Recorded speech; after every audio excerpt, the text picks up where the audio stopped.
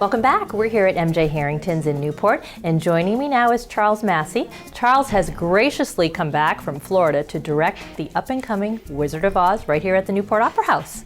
Thank you for joining us. Well, thank you. And actually, it's not Florida. It's a little island off the coast of North Carolina on the Outer Banks. Okay. Oh, even nicer. It probably feels like Florida, especially today. Right, right. But by the time this gets staged, April 10th, 11th, and 12th, we should have some lovely weather and no more snow. I'm holding you to that. Okay. I'll start talking to the guy upstairs. All right, good. Well, it's wonderful to have you back because you are such a big part of the Newport Opera House, and this is such a big show. It is a big show, and it's thrilling to be back. It's all due to one person, and his name is David Hoyt, who is on the board of trustees of the Opera House, who worked on every show that I did when I was here for that long period of time.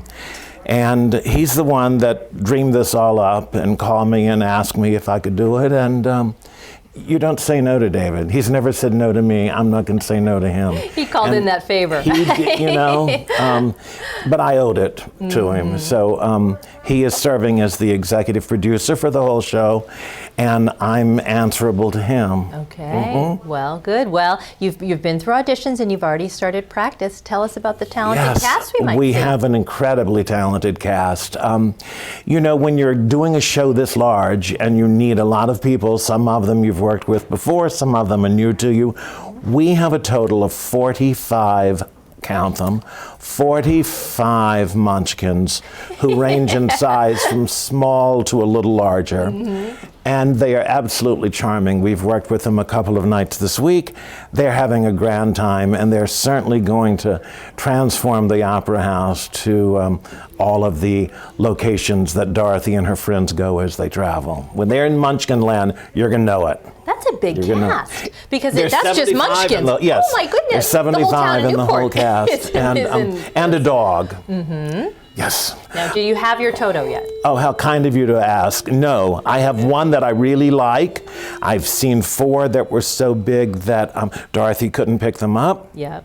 But I'm insisting on a Toto that looks very much like Toto in the movie. So we're going to make that happen. You know, it's interesting, when we decided to choose the show to do, this was not our first choice, but we were unable to get the rights to the other one. So David said, well, think of something you want to do. Well, many of the things I would want to do are things that wouldn't sell because they're a little too artistic. And I wanted to do something that I thought the audience would like, because without the audience, we wouldn't exist. And so we try to give them what we think they want, and we have a pretty good idea of what they want based on things we've done in the past.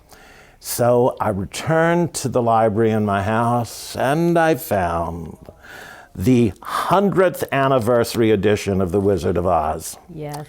And that made me start thinking. What started as a story a father created for his children grew into a whole franchise of books, and ultimately into a variety of stage editions and movie editions. The color one that we know from 1939 was not the first movie of The Wizard of Oz. There was a black and white version, but it was the one in 39 that really kind of set the ball rolling. Put it on the map. So that's the script we're using. It was produced by the Royal Shakespeare Company in England, and it includes all of the lines from the movie. It also includes the now somewhat famous Jitterbug number, which was cut from the movie. That's a great dance number. It's a great number, and we just need to remember that it's not a jitterbug. It refers to bugs that bite, and they infect all of the people on their way to Oz.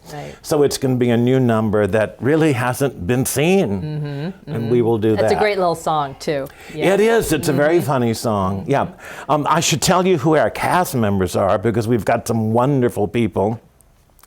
And I probably should start with the 2 witches. The evil witch, the Wicked Witch of the West, is Amanda Merrigan, who was the lead in Oliver when we did that many years ago.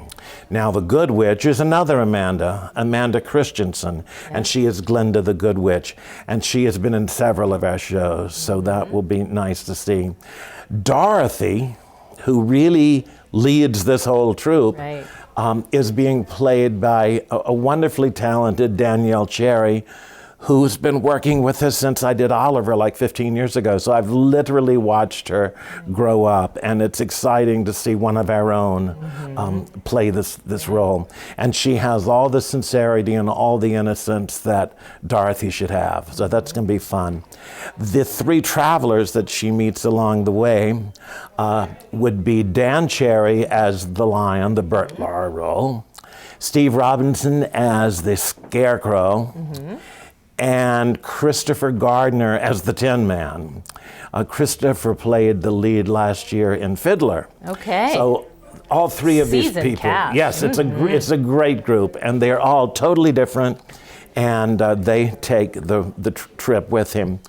Along the way, we see Uncle Henry, who is played by Dennis Cathan, who also doubles in the Oz scene, and our wizard is Peter Donovan. Sounds like all local. Great cast, great cast. So many Thank you. people we've seen on stage and some newcomers too. Absolutely. So, now the Opera House only holds about 500. You've got 3 shows, 2 Saturday, 1 on Sunday. So get your tickets now. Get them early. Online ticketing is open. Absolutely, So- because it will all disappear after that. Great. Okay. Well, thanks for coming Thank you. back to do this show. We look forward to Hope it. to see you in Oz. Very good. We'll be there. Thank you. Thanks.